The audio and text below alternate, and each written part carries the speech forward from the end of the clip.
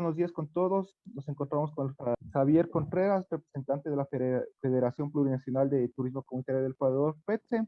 Muchas gracias por recibirnos esta pequeña entrevista. Permítame presentarme. Mi nombre es Miguel Viteri y mis compañeras acompañantes, que es Emilia Curio e Isabel Vega. Vamos a proceder a hacer algunas preguntas acerca del turismo y sus consecuencias con el COVID. Nosotros somos estudiantes de la Universidad Central del Ecuador de octavo semestre. Por favor, comenzamos con la primera pregunta que está a cargo mío. Estimado Javier, para iniciar, ¿nos podría hablar acerca de qué es la FETSE y cuáles son las funciones o roles que desempeña esta? A ver, bueno, gracias. Mi nombre es Javier Contreras, yo soy asesor técnico.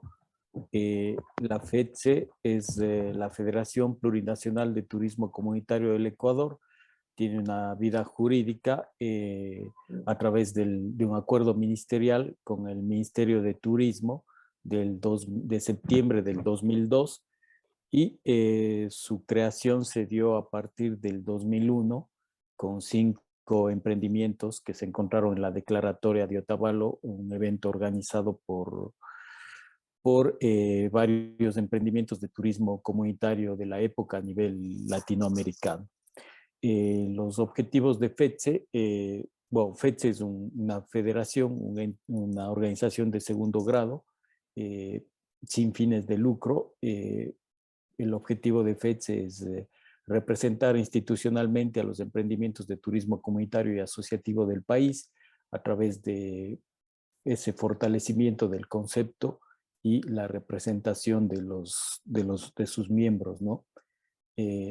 La formación y la capacitación y el seguimiento a sus miembros a través de procesos de formación, de capacitación, de sensibilización y la promoción y apoyo en la comercialización, ¿no?, de la oferta que tienen sus miembros, ¿no?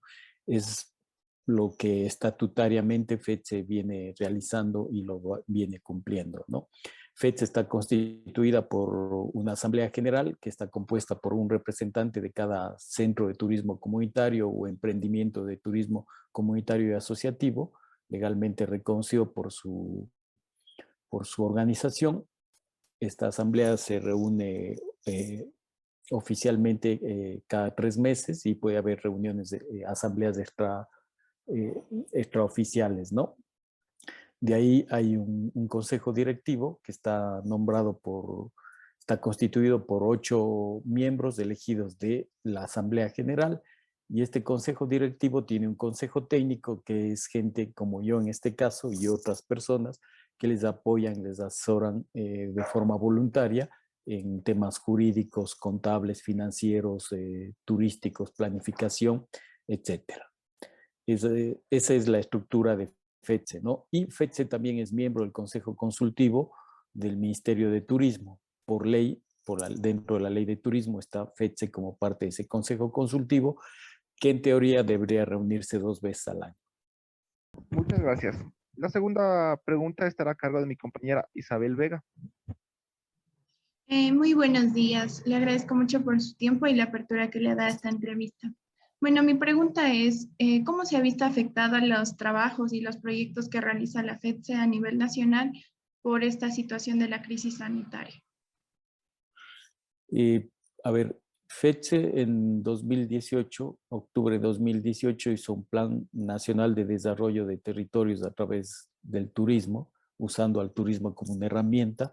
Nosotros entendemos al turismo como una herramienta para el desarrollo del territorio, una de las muchas que puede haber, y ese plan se vio completamente afectado primero por el paro que hubo en octubre de 2019 e inmediatamente por la pandemia, ¿no? Y cuando digo se vio, seguimos en esa afectación, no hemos podido continuar con el proceso,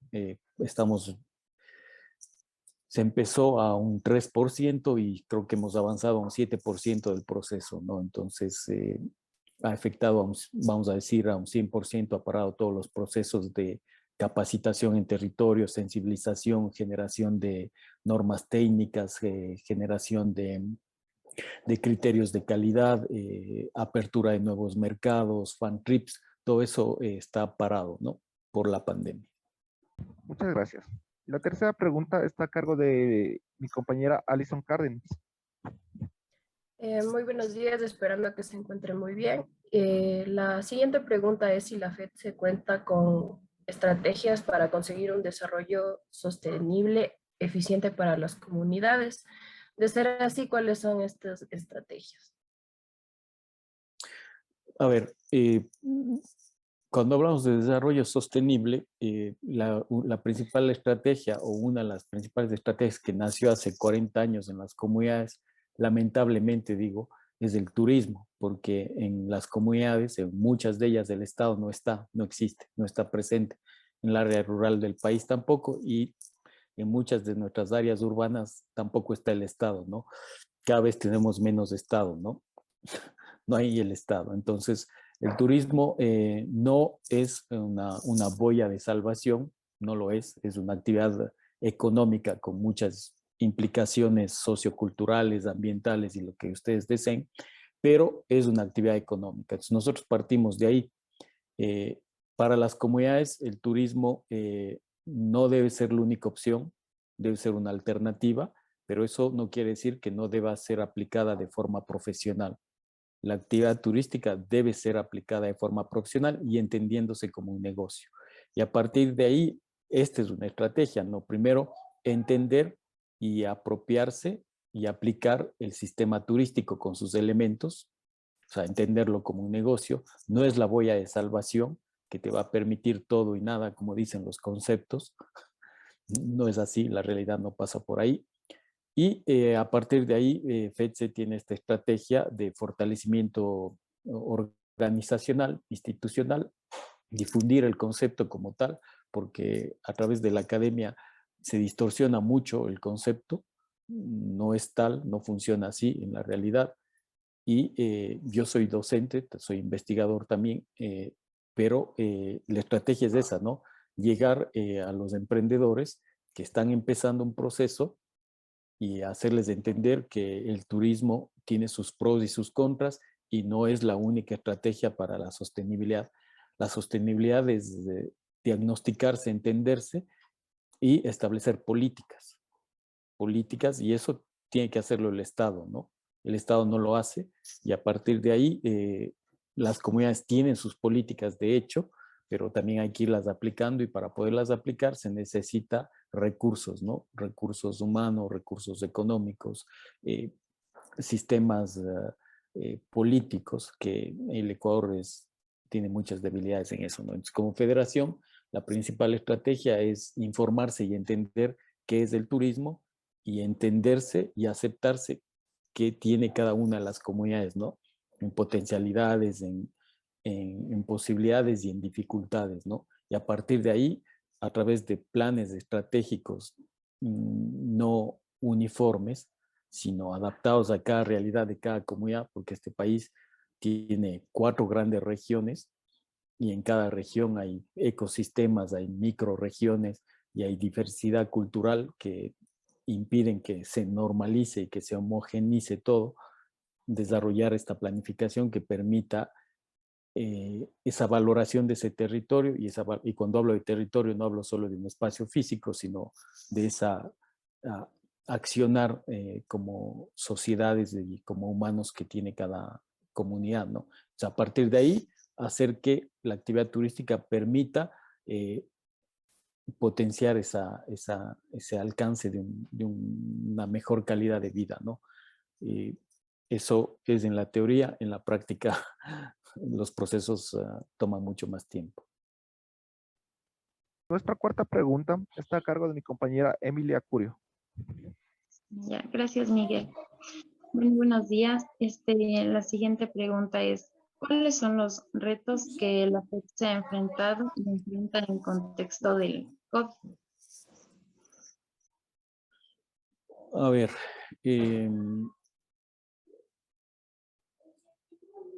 el primer reto es que independientemente, bueno, hablemos de COVID, ¿no? Es el aislamiento, ¿no? el sector del turismo comunitario asociativo no está visto como algo profesional por el resto de sectores, ¿no? El académico, el privado y el público, ¿no? Lo cual es un error, es una falta de desconocimiento, ¿no? Entonces, al haber la pandemia, el aislamiento se ha desarrollado más, ¿no? Ha avanzado más, ¿no? Porque se realizan planes o estudios o cosas así sin tomar en cuenta este sector, ¿no? Al comunitario y al asociativo, ¿no? Que está reconocido por la Constitución del Ecuador, ¿no? Y no hablo por la ley de turismo, sino por la Constitución.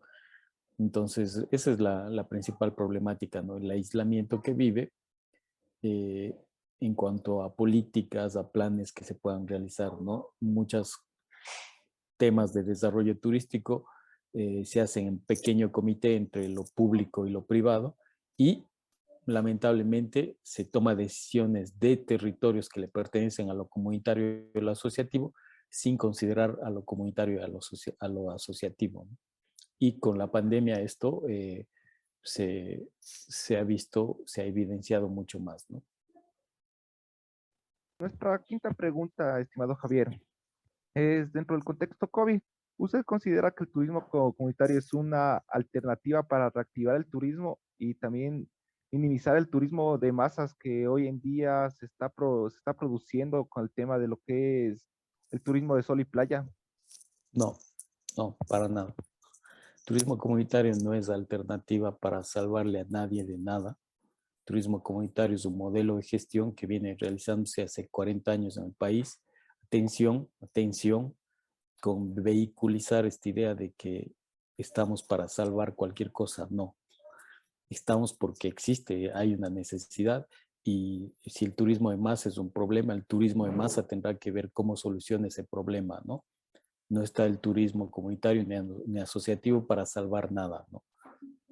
Es las políticas públicas las que tienen que hacer. Más bien es un error haber tomado esta idea de que ante la pandemia, porque hay masa, contaminación, promiscuidad, los grandes espacios y todo eso pueden ser la salvación o la alternativa, ¿no? La alternativa sería realmente hacer una planificación de desarrollo de territorio país y dentro de esa planificación tener el turismo como una de las herramientas, ¿no? Pero ese cuento de que el turismo comunitario es una alternativa, o sea, ya se viene hablando año y medio de eso y no pasa, ¿no? Y no va a pasar porque no hay ningún proceso de planificación desde el ente planificador del turismo como es el Ministerio y los GATS, ¿no? Muchas gracias, estimado Javier. La última pregunta está a cargo de mi compañera Isabel Vega. Ya, listo. Mi pregunta, bueno, me quedé con la duda al principio de cuántas comunidades forman parte de la FEPSE y qué tanta acogida ha tenido a nivel nacional el formar parte de la red de turismo comunitario. ¿O hay algún sector donde no se haya querido acoger a la FEPSE?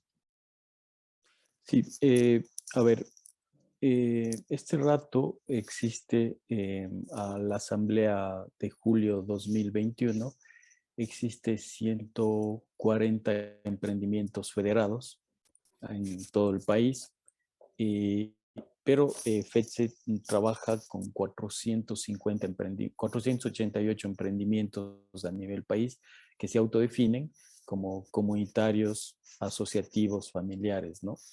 Y a ver, cerca del 80% de estos emprendimientos están, no están registrados como centros de turismo comunitario por el Ministerio de Turismo, como que es la normativa que existe desde 2010, pero no están como tal. Solo 40 de ellos han logrado ese registro y de esos 40, 18 ya no están activos, ¿no? Entonces, cuando usted me pregunta si hay comunidades o emprendimientos que están un poco reacios o reaccionarios a ser parte de FETSE, no es el caso es que desconocen que existe FETSE, ¿no? Porque el Estado aísla a FETSE, el Estado no conoce tampoco a FETSE, el Ministerio, los GATS, las ONGs tampoco. Entonces, cuando generan un proyecto de turismo comunitario apoyando una comunidad, nunca le hablan de FETSE porque no saben de FETSE, y eso también es un error de FETSE, una limitante. FETSE no ha tenido esa capacidad de hacerse conocer a nivel nacional, más se lo conoce a nivel internacional, se lo puede decir así, pero a nivel nacional hay muchos emprendimientos que, que desconocen la existencia de FETSE, ¿no? Entonces empiezan un proceso apoyados por un gobierno autónomo descentralizado, por una municipalidad, una ONG, una universidad, pero no saben que hay un ente que es de ellos o que está para ellos, para que se lo apropien y que pueden ahí hacer un trabajo para mejorar procesos, ¿no? Pasa por ahí, pero cuando conocen, y también pasa, ¿no?, que muchos emprendimientos que conocen de FETSE saben que existe FETSE, pero no entienden bien cuál es el rol de FETSE, ¿no? Y eso es un limitante de FETSE. Esa es la realidad en la cual se mueve el país. Y el ministerio, que es el ente rector del turismo, tampoco conoce lo que hace FETSE, ¿no? A pesar de que la personería jurídica la tenemos con ellos, ¿no? Y la academia tampoco conoce a FETSE, por eso trato en el tiempo posible que la gente entienda y responder a esto, ¿no? Pero les digo, a la semana recibo 5 o 6 de estas, ¿no? Entonces, imagínense el tiempo que uno tiene que destinar, ¿no? Claro, hay otras herramientas y estrategias que tenemos que hacer, como un sitio web y cosas así que es una de las cosas que está paradas por la misma pandemia, ¿no?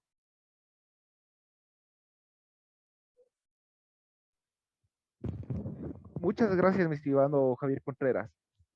Bueno, por parte de mis compañeros, les doy las gracias por habernos acompañado en esta pequeña entrevista y muchas gracias por su tiempo, habernos podido solventar las dudas que teníamos acerca de lo que es la FETSE.